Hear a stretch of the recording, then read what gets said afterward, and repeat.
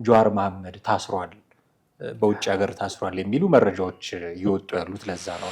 የሆነች ነገር ስትኖር ቪዲዮም ፎቶም ይቀረጽና ወዲያው ለጀዋር ነው የሚላከው። ኤዲት አያደርገውም፣ አይለውጠውም፣ አይቀንሰውም፣ አይጨምረውም እንዳለ ኮፒ ፔስት አድርጎ የሚያወጣውና የጀዋር ስም በተለይ በሶሻል ሚዲያ ብቅ ብሎ ከቄሮዎች ጋር ከኦሮሞ ወጣቶች ጋር ባለ መስተጋብር እንዲህ አድርጉ እንዲህ አታድርጉ የሚሉ ቀጥተኛ ትዕዛዞች በመስጠት ጭምር በጣም የተገለጠ የነበረ ሰው ነው እንደምታውቀውና ፈተና ኢቭን እስከ ማሰረቅ ድረስ እንደውም የገንዘቡን መጠን ራሱ በተወሰነ መንገድ ጠቅሰዋል። ከታክስ ጋር በተያያዘ ነው አሁን ታሰረ የተባለው። ከዛ ኦሮሚያን መገንጠል ብፈልግ አለ ደግሞ መገንጠል ብፈልግ በጣም ቀላል ስራ ነው። ምንድን ነው የምታወሩት? ይሄ ለእኔ በጣም ቀላል ስራ ነው። እንደውም በወቅቱ ኦሮሚያን እንደመገንጠል ቀላል ስራ አልነበረም፣ ልገነጥላት እችላለሁ እያለ ሙሉ ለሙሉ ሸጦት ለአሜሪካ መንግስት ምንም አይነት ታክስ አልከፈለም ነው የመጀመሪያ። ሁለተኛው ደግሞ ኤንጂኦ ከፍተው ነበረ የኤርትራውያንና ሶማሊያውያን ህፃናትን እንርዳ በሚል ማለት ነው። አሜሪካ ውስጥ ደግሞ እንደዚህ ያሉ ነገሮች በጣም ሲሪየስ ናቸው። ኤንጂኦ ስትከፍት ማበረታቻ ነገሮች መኖራቸውን ያክል በዛው ልክ ደግሞ ይቆጣጠራል የምታወጣውን እያንዳንዱን እና በጣም ብዙ ከ250 ሚሊዮን ዶላር በላይ ነው በሉ የተባለው እና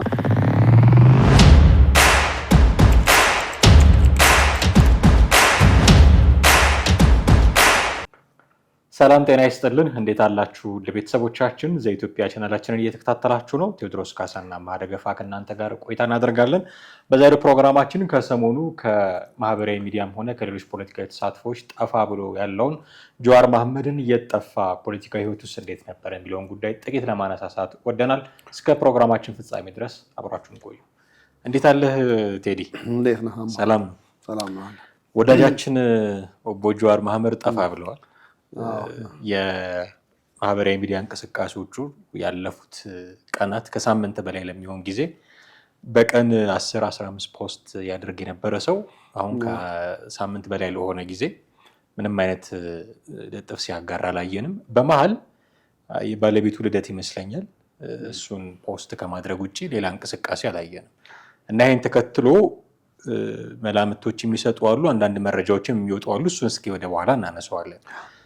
ግን እንደው ይሄንን መነሻ አድርገን እንዴት ነበረ የሚለውን ፖለቲካ ህይወቱ እንዴት ነበረ የሚለውን ጥቂት ብንፈትሸው ጥሩ ነው ብዬ አስባለሁ። እንደሚታወቀው እሱ ረዘም ላለ ጊዜ በፌስቡክ በተለይ እንቅስቃሴዎች ያደርግ የነበረ ሰው ከመሆኑ አንጻር እንደው ትንሽ ትኩረት የሚስብ አይነት የፖለቲካ ህይወት ያለው ሰው ነው እና ጥቂት ወደኋላ መለስ ብለን የትግል ወይ የፖለቲካ ህይወቱን ብንዳስስ ብዬ ነው። እርግጥ ነው ኢትዮጵያ ውስጥ ፖለቲካ ያውቃሉ ብለን በጣት ከምንቆጥራቸው ጥቂት ሰዎች መሃል አንዱ ነው ማለት ቢባል እንደው ሐሰት አይሆንም። ምክንያቱም የትምህርት የኋላ ትምህርት ጥናቱም የሚያሳይ እሱ ነው። ከዛ ውጭ ደግሞ የፖለቲካ መስመር አካሄዶችን የሚያውቅ እሱ ነው። ነገር ግን አንዳንዴ ደግሞ ባልጠበቀው መንገድ እንደው ከአንድ ፖለቲከኛ ነው ወይ ደግሞ እንደው የፖለቲካ እውቀት አለው ብለህ ከምትለው ሰው የማይጠበቁ እንቅስቃሴዎችን ድርጊቶችን እናያለን በአንድ በኩል። በሌላ በኩል ደግሞ ተወደደም ተጠላም ያው ተጽዕኖ ፈጣሪነቱ በተለይ በዘመነ ወያኔ በጣም ተጽዕኖ ፈጣሪነቱን ደጋግመን ማንሳት ይኖርብናል። ምክንያቱም ኦሮሚያ ክልልን አጠቃላይ የሚያዝ የነበረው እሱ ነበር ማለት ትችላለህ። ለምሳሌ በዚህ በኩል ዛሬ መንገድ ዝጉ ካለ ሌሊቱን ተዘግቶ ያድራል። እንግዲህ አስበው፣ ህግ ባለበት ሀገር፣ የጸጥታ አካላት ባሉበት ሀገር ጀዋር ውጭ ሀገር ሆኖ በሁለት መስመር ብቻ ነው ጽሁፍ የሚያዝ የነበረው እና ይሄ የሚያሳየው ተጽዕኖ ፈጣሪነቱን እና ቅቡልነትም እንዳለው ምንም ሳትጠራጠር ማየት ትችላለህ። ግን ያው እዚህ በመጣ ጊዜ ደግሞ የተሰሩት ነገሮች ትንሽ ፋውል የሚበዛባቸው በጣም ብዙ ነገሮች አሉ። በጣም ሰዎች የሞቱትን ስታይ በሱ ምክንያት ወደ ኢትዮጵያ ፖለቲካ ውስጥ ድጋሚ ይመለሳል ብለህ የማታስበው እስከሚሆን ድረስ ማለት ነው። መሆን መቻል ካለበት በነገራችን ላይ አብዛኛው አሁን እንደው የኛ ሀገር ፖለቲከኞች ጋር ያሉ ችግሮች ብለህ የምትለው በፊት የሰሩትንም ስህተት ምንም ይቅርታ ሳይጠይቁ ኤክስኪውዝም ሳይኖር ምንም ሳይኖር ቀጥታ ተመልሰው ወደዛ ህይወት ውስጥ ገብተው ታያለህ። ከነዛ መካከል አንደኛው ጀዋር ነው። ሌሎቹ ደግሞ ልክ ከሆነ ፖለቲካ ፓርቲ ሲወጡ የዛን የፖለቲካ ፓርቲ ሚስጥር በማውጣት እነሱ ላይ ይደረግ የነበረውን ጫና ግፊት ይደረግባቸው እንደነበርና ራሳቸውን ሚስኪን አድርገው ለማቅረብ የሚሄዱበት አካሄድ አለ። ጃዋርን በዚህ መንገድም ያገኘንበት ጊዜ አለ። ምክንያቱም ታስታውስ እንደሆነ ከለውጡ በኋላ በተፈጠረው ነገር ታሰረ። ታስሮ ሲወጣ ለረጅም ጊዜ ምንም አልተናገረም ነበር። እንደውም ዝምተኛው ነው። በቃ በዛው ቀረ ሁሉ ብለን ነበር አንዴ ደረጀ ኢንተርቪው አድርጎ እስከሚያወጣው ድረስ ማለት ነው።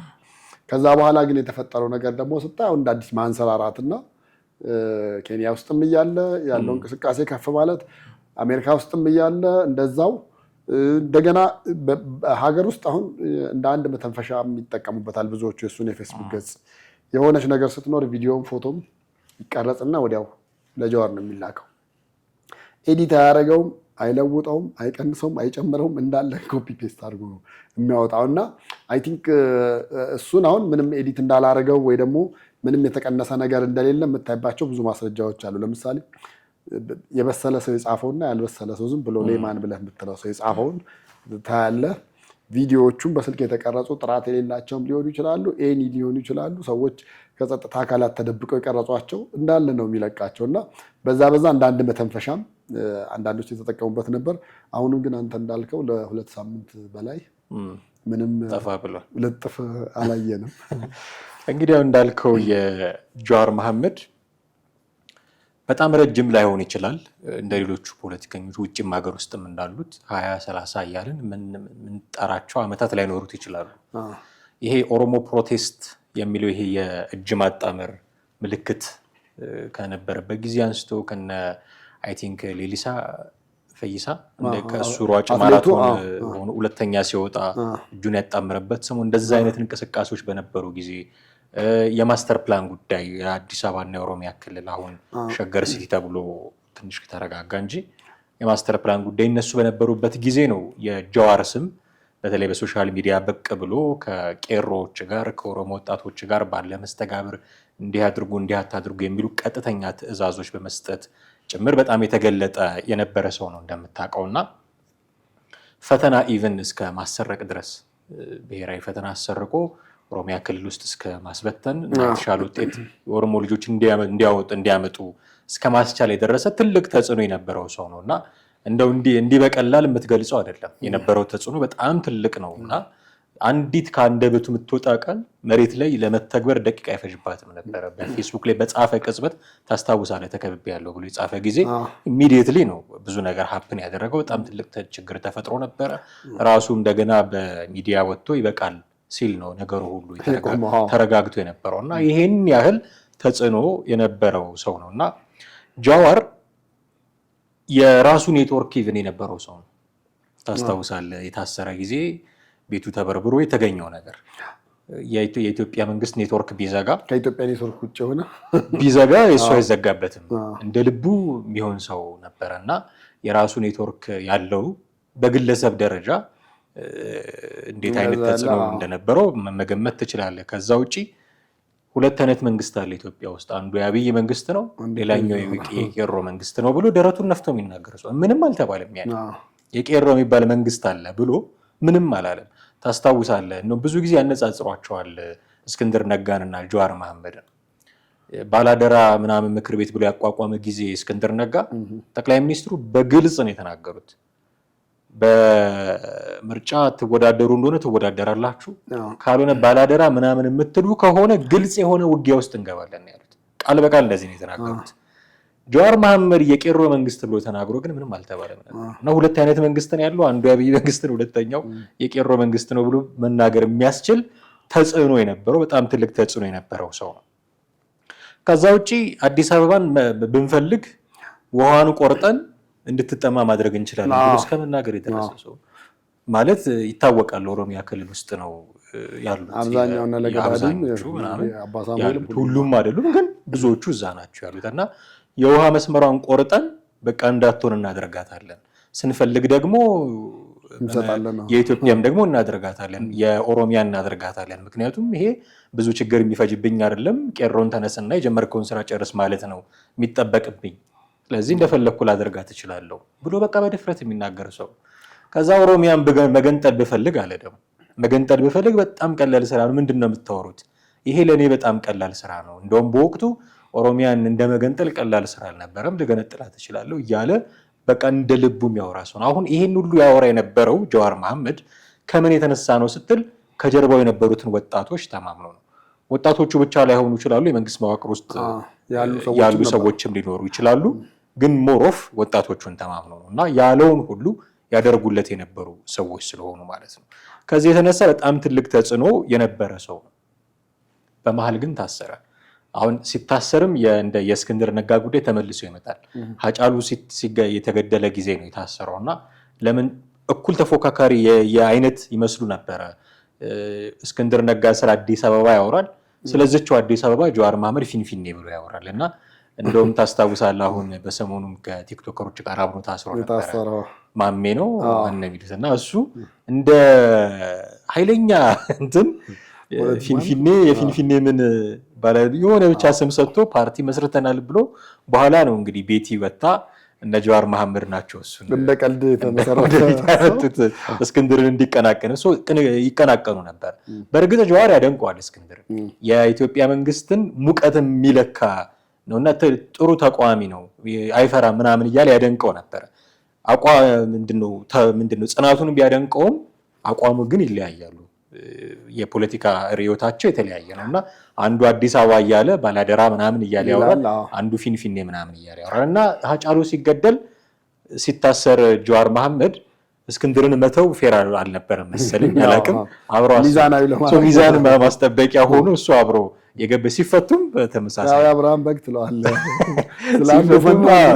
እና በተመሳሳይ ጊዜ ነው ሁለቱም ደግሞ ሲፈቱ የነበረውና እንዲህ አይነት ከባድ ተጽዕኖ የነበረ ሰው ነው። ከዛ አንተ እንዳልከው ታስሮ ከወጣ በኋላ ያለው ጀዋር ደግሞ ሌላ ጀዋር ሆነ። ደግሞ በፊት በጣም ከፍ ባለ ቶን ነበር ይናገር የነበረው፣ ያሻውን ነገር ነበር የሚናገር የነበረው። እንዲህ እናደርጋለን፣ እንዲህ እናስፈጽማለን፣ በጣም በቃ ኃይለኛ ሆኖ ነበር የሚናገረው። ዝም ብሎ ቆይቶ ከተፈታ በኋላ እንዳልከው ደረጃ ኃይሌ ላይ ደግሞ ሲመጣ የሰላም ሰባኪ ሆኖ ነው የመጣው። በፊት የፈለኩትን ሰው አስነስቼ ጦርነት መቀስቀስ እችላለሁ፣ እንዲህ ማድረግ እችላለሁ ይል ነበር። በኋላ ሰላም ሰባኪ ሆኖ መጣ።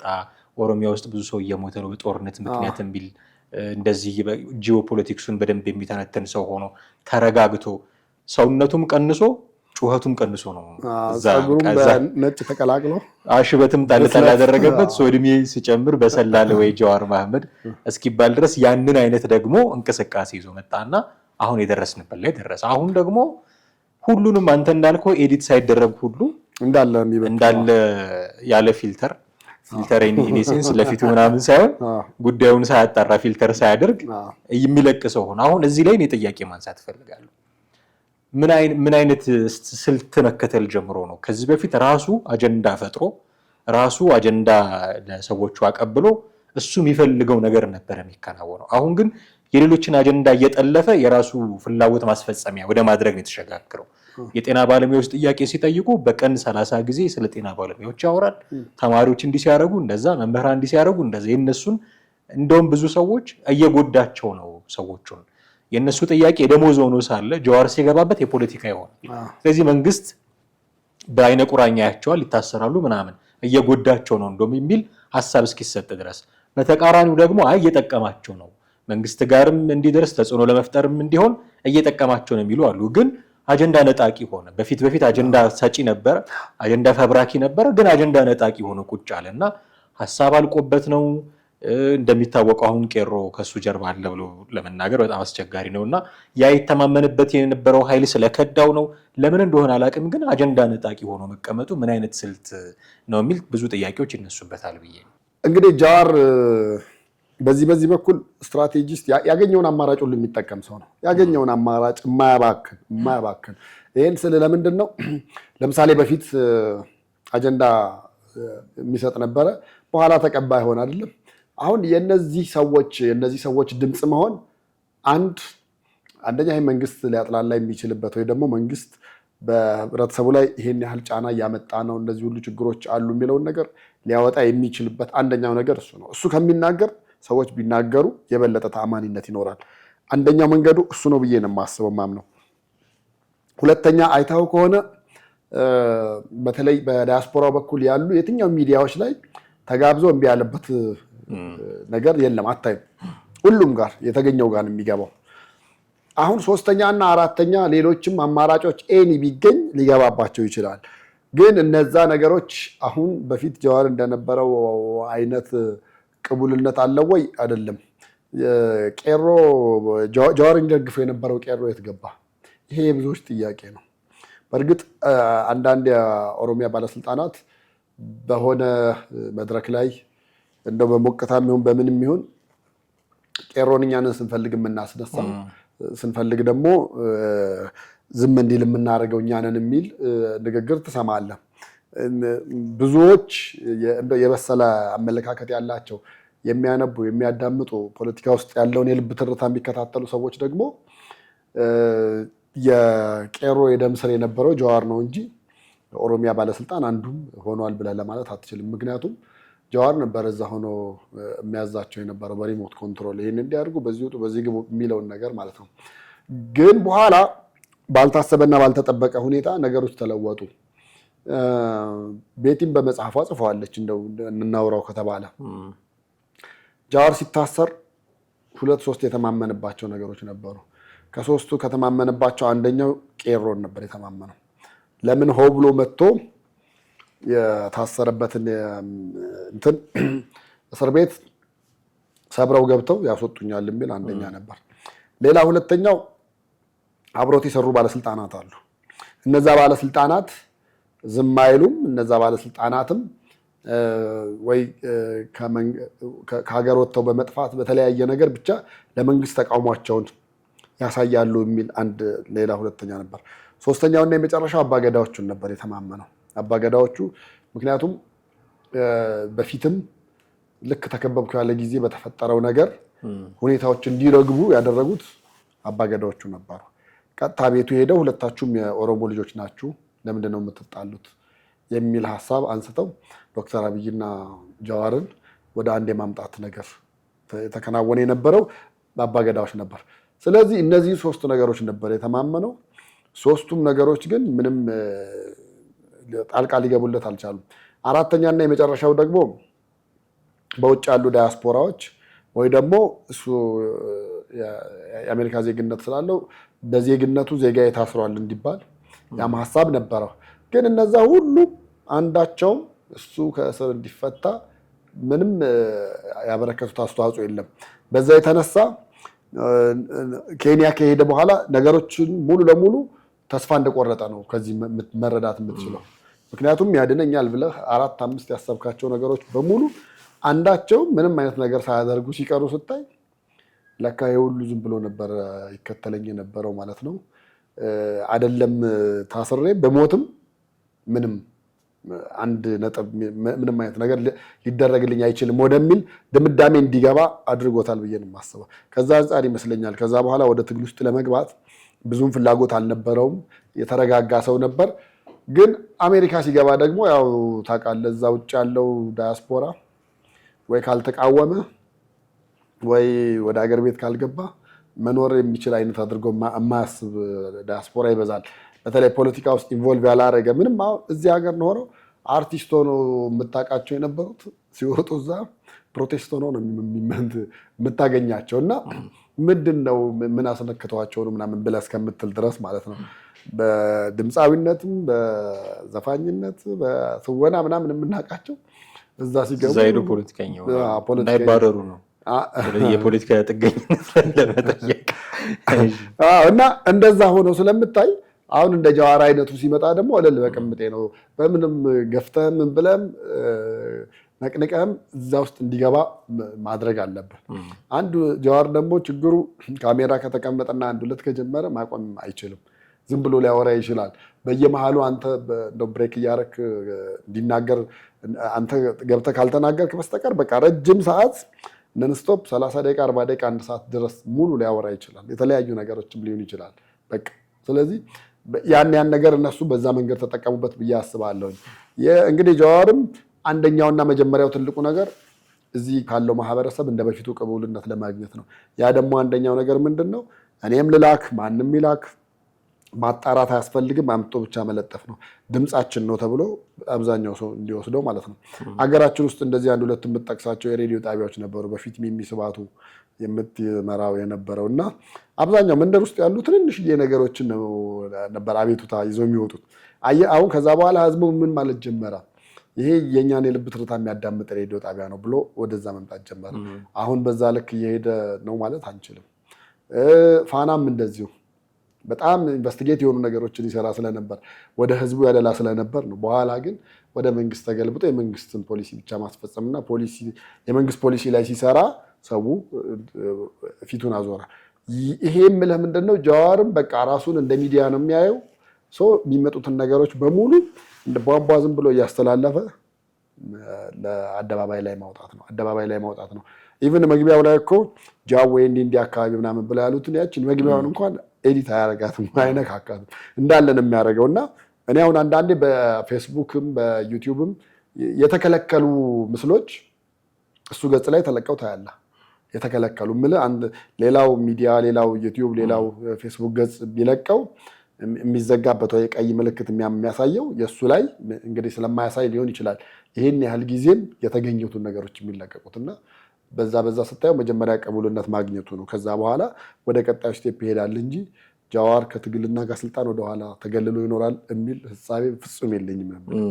አሁን የሀሳብ ድርቀት ነው ወይስ ምንድነው እንዳትል የሚያጥራው አልመሰለኝም።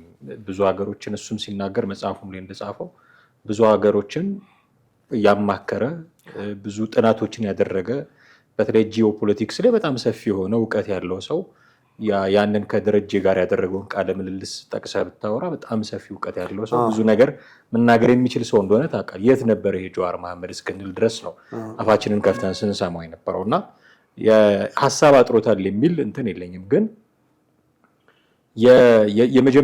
ምንድነው እነዚህ የቀይሮቹ ከሱ ጀርባ ገለል ለመደረጋቸው ሲታሰር ድምጽ የሚያሰማለት ሰው ማጣቱ ምናምን እንደተጠበቀ ሆኖ ከዛ በኋላ የገባበት የአጀንዳ ነጠቃ ነው የምለው አጀንዳ። ምክንያቱም ለሰዎቹም አልጠቀመም እና የሆነ ነገር ብድግ ብለው ሲያረጉ ተነስቶ ይኸው መንግስት ላይ እንዲህ እየተደረገ ነው፣ ይኸው መንግስት ላይ ጫና እየተፈጠረ ነው የሚሉ ግነት ያለባቸው ቃላቶችን እምቢበል በሚል ሃሽታግ ጭምር እያጀበ ነበረ የሚያወጣው እና እኔ ነጠቃ ነው የምለው እና አጀንዳ ነጠቃ ውስጥ የገባበት ትልቁ ምክንያት ከዚህ በኋላ ከወደቁ አይቀር መንፈራገጥ ለመላላጥ ነው እና አርፎ ቢቀመጥ አይነት ሁኔታ ውስጥ ቢሆን ነበር የሚሻለው። ግን እሱ የቀደመ ስም አለው፣ ዝና አለው፣ ተጽዕኖ ነበረው። እንዲህ በቀላሉ የምትተወው ተጽዕኖ አልነበረም። ያንን ሁሉ እንደው ሲወድቅ ሲንኮታኮት ዝም ብሎ ማየት ይፈልጋል መሰለኝ። መጀመሪያ ሞከረው፣ በጣም ሳይለንት ሆኖ ሞከረው፣ የሚናገራቸው ነገሮች ሁሉ ሰላማዊ ያደርጎ ሞከረው። ግን ያው ያመጣው ለውጥ የለም።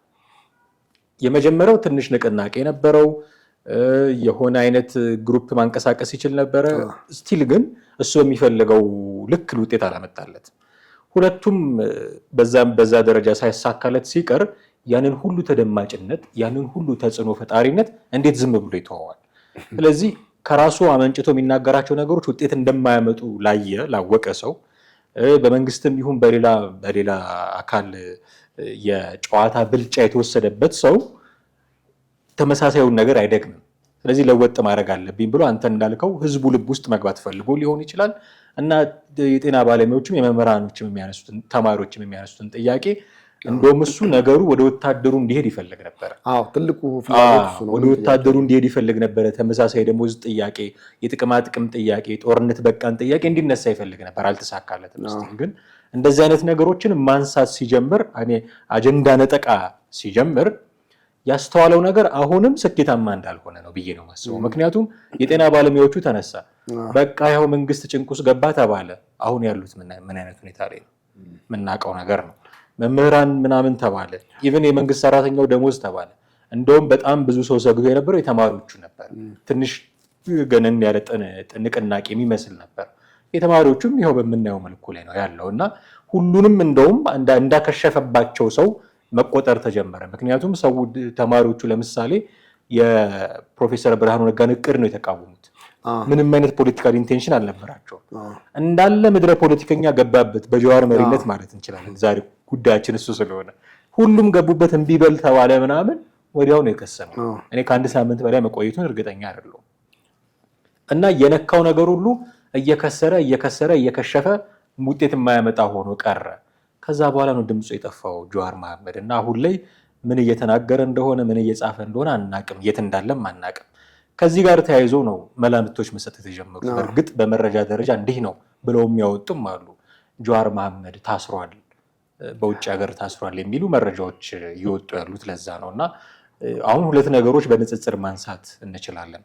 በእርግጥስ ታስሮ ነው ድምፁ የጠፋው ወይንስ የሚያደርጋቸው ንቅናቄዎች በሙሉ ውጤት አልባ ሲሆኑበት ዝምታን መርጦ ነው የሚል በሁለት አይነት መንገድ ማየት እንችላለን ብዬ። አዎ እሱ ያው አሁን አንደኛ እንደ ጀዋር 2 ሳምንት ሙሉ ያለ ፌስቡክ መቀመጥ ማለት አይደለም ብለህ እንድትለ፣ ሁለተኛ ደግሞ አሜሪካ ውስጥ አይደለም እንኳን እንደዚህ በሀገር ውስጥ ደረጃም ተጽዕኖ ፈጣሪ የሆነ ሰው ታስሮ ይቅርና የሆነም ሲሆን የምትሰማማው የምትደማመጠው ነገር ይኖራል። እና የእሱም እንግዲህ ከዛ ጋር በተያያዘ ነው። እንደውም የገንዘቡን መጠን ራሱ በተወሰነ መንገድ ጠቅሰዋል። ከታክስ ጋር በተያያዘ ነው አሁን ታሰረ የተባለው። እዚህ አሜሪካ ዳላስ ኤርፖርት ውስጥ ለምሳሌ ሚኒሶታ ላይ የኦኤምኤን ቴሌቪዥን ስቴሽን የተከራየው ህንፃ ነበረ። ሙሉ ነገሮች እንዳለ ገዝተውት የነበረው ነበር፣ የተገዛም ቦታ ነበር። ከሱ ጋር በተያያዘ ልክ እንግዲህ ወይ ገንዘብ እጥረት ኖሮም ይሆናል በሌላም ይሆናል ሙሉ ለሙሉ ሸጦት ለአሜሪካ መንግስት ምንም አይነት ታክስ አልከፈለም ነው የመጀመሪያ። ሁለተኛው ደግሞ ኤንጂኦ ከፍተው ነበረ የኤርትራውያንና ሶማሊያውያን ህፃናትን እንርዳ በሚል ማለት ነው። አሜሪካ ውስጥ ደግሞ እንደዚህ ያሉ ነገሮች በጣም ሲሪየስ ናቸው። ኤንጂኦ ስትከፍት ማበረታቻ ነገሮች መኖራቸውን ያክል በዛው ልክ ደግሞ ይቆጣጠራል የምታወጣውን እያንዳንዱን። እና በጣም ብዙ ከ250 ሚሊዮን ዶላር በላይ ነው በሉ የተባለው። እና ሌሎች ሰዎች ቀድሞ ታስረዋል። በነገራችን ላይ ልክ አሁን የዚህ በተለየ ኤርትራና የሶማሊያውያንን ህፃናት እንርዳ በሚለው በጣም ብዙ የነበሩ እዛ ውስጥ ሜምበር የነበሩ በሙሉ ታስረው ተሰብስበው ታስረዋል። እንደውም አንድ ድምፃዊ ዳዊት የሚባል ድምፃዊ አለ። የእሱ የሚስቱ እህት ከዚሁ ጉዳይ ጋር በተያያዘ የአሜሪካ መንግስት ልክ ሊይዝ ክትትል ሲጀምር መጥተው አፍሪካ ሀገር ገብተው መኖር ጀመሩ ተብሏል። እና ነገሩ ምልህ እንደቀላል የምታየው ነገር አይደለም። አሜሪካ መንግስት በታክስ ጉዳይ ላይ ምንም አይነት ኤክስኪውዝ የለውም። ምንም አይነት አይደለም። እንደ ጀዋር አይነት ከሌላ ሀገር መጥቶ ዜግነትን የወሰደ ቀርቶ እዛው ተወልዶ ያሉ ባለሀብቶቹን ብትል የእግር ኳስ ተጫዋቾቹን ምናምን እነሱ በታክስ ጉዳይ በተያያዘ ምንም አይነት ቀለል ያለ ነገር ወይ ደግሞ ኤክስኪውዝ የለም፣ አታገኝም። እና ጀዋርም እዛ ውስጥ ገብቷል በዛ የተነሳ ነው የሚል ነገር ነው። እውነትም ነው 2 ሳምንት ሙሉ በዛ ደረጃ ጀዋር ዝም ብሎ ይቀመጣል ብለህ የምታስበው ሰው አይደለም። እና ከታክስ ጋር በተያያዘ ነው የተያያዘው። ያው ነገ ከነገ ወዲያ ነገሩ እውነታ መውጣቱም የማይቀር ስለሆነ የዛኔ የበለጠ ደግሞ በዝርዝር ይኬድበታል እንጂ አሁን ባለው ሁኔታ ግን የወጡ መረጃዎች የሚያሳዩት ጀዋር መሐመድ በፖሊስ ተይዞ ዘብጥያ እንደወረደ ነው እዛው አሜሪካን ሀገር ውስጥ ማለት ነው። የመረጃ ምንጮቹ ተአማኒ ናቸው የሚለው ጥያቄ ውስጥ የሚገባ እንዳለ ሆኖ ላይሆን የሚችልበት ነገር ግን የለም። ምክንያቱም ለውጭ ሰዎች ፕሬዚዳንት ዶናልድ ትራምፕ እያሳዩ ያሉት ነገር ስለሚታወቅ በእርግጥ አሁን ከሰሞኑ እሳቸው ባወጡት ሕግ ብቻ ላይሆን ይችላል። እሳቸው ጀዋር መሐመድ ብቻ ሳይሆን ሌሎቹም 5,000 በቁጥር ካልተሳሳትኩኝ 5,000 ኢትዮጵያውያን ስጋት ላይ እንዳሉ ዲፖርት የመደረግ ስጋት ላይ እንዳሉ እና እሱም ብቻ ሳይሆን በአጠቃላይ ለመጤ ሰዎች ያላቸው ፖሊሲ ይታወቃል ዶናልድ ትራምፕ። እና አሁን አንተ ያልከው አይነት የታክስ የምናምን ጉዳይ ውስጥ ገብተው ከሆነ ደግሞ ከመጣሽ ማርያም ታምጣሽ ነው። እንዲሁም መጤያ አይወዱም ሰውየው። እንዲህ አይነት ነገር ውስጥ ደግሞ ተካተህ ከሆነ በእርግጥም ሆኖ ሊሆን ይችላል። ሰላሙን ነው የምንመኝለት። ምንም አይነት የፖለቲካ አቋም ቢኖረው መቼም የሰው ልጅ ነው ዘንድ ኢትዮጵያዊም ጭምር ነው። በሰው ሀገር ሆኖ እንዲንገላታ ደግሞ መመኘትም በጎ አይሆንም እና ሰላሙን ነው የምንመኝለት። እኔ ዊሽ የማደርገው እንደው ትንሽ ጊዜ ዝም ብሎ እንደው ጥሞና ወስዶ የሆነች ነገርም ማየት አድርጎ በሌላ በተሻለ እና ኢትዮጵያ ሊጠቅም በሚችል ከተደማጭነቱ አንጻር ምንም ተጽዕኖ ቢቀንስም እስቲም ተደማጭ ነው የሚናገራቸው ነገሮች አሁንም የፖለቲካ ገበያው ላይ ገዢ ያላቸው እና በተጽዕኖ ልክ ጥሩ ነገር የሚናገር የሚጠቅም ሀገርን የሚጠቅም እንደው ዝም ብሎ ያዘው በለው ፍለጠው ሳይሆን እንደው ሰብስታንስ ያለው ነገር ሀገር መለወጥ መቀየር የሚያስችል ነገር የሚናገርበትን እንደው የሆነ አቋም ይዞ እንዲመለስ ነው ዊሽ የማደርገው። ከሚታሰር የሆነ ነገር ከሚሆን እንደው ዝም ብሎ ቢሆን እንደው ቤቱ ገብቶ የጥሞና ጊዜ እየወሰደ ቢሆን ነው የምመኘው። ግን እኛ ስለተመኘን የሚሆን ነገር የለም። ወይ ታስሮ ነው ወይ የሆነ ነገር ውስጥ ገብቶ ነው። ብዙ እንቅስቃሴ ላይ የለም። እኛን ለማሳፈርም ብሎ ቢሆን እንደው ነገ ከነገ ወዲያ ብቅ ብሎ የሆነ ኢንተርቪው ቢሰጥ ደስ ይለኛል። ግን ጀዋር መሐመድ ለጊዜው በእንዲህ አይነት ሁኔታ ላይ ነው ያለውን የሚለውን ለተመልካቾቻችን ለማድረስ ነው። እጅግ አድርጌ አመሰግናለሁ። ውድ ቤተሰቦቻችን እናንተም ከኛ ጋር ነበራችሁ ቆይታ እጅግ አድርገን እናመሰግናችኋለን። ጀዋር መሐመድ ከሰሞኑ ጠፋ ማለቱን ተከትሎ እንዲህም እየተባለ ነው በሚል የቀደመ የፖለቲካ ህይወቱን ጭምር ለመዳሰስ ሞክረናል። ቴዎድሮስ ካሳና አማሃ ደገፋ ነበርን። በሚቀጥለው ፕሮግራማችን በሌላ ርዕሰ ጉዳይ እንዲሁ መልሰን እናገኛችኋለን። የዛሬውን ግን እዚህ ላይ እናበቃለን። አብራችሁን ስለነበራችሁ እጅግ አድርገን እናመሰግናለን። የትኛውም አይነት ሀሳብና አስተያየት ሲኖራችሁ በስልክ መስመራችን ልትደውሉልን ትችላላችሁ። በሀሳብ መስጫ ሳጥናችን በኩልም ደግሞ ሀሳቦቻችሁን ልታደርሱን ትችላላችሁ። ለሚቀጥሉት ፕሮግራሞቻችን ግብአት ይሆኑናልና እሱን ማድረጋችሁን አትዘንጉ። ጤና ይስጥልን።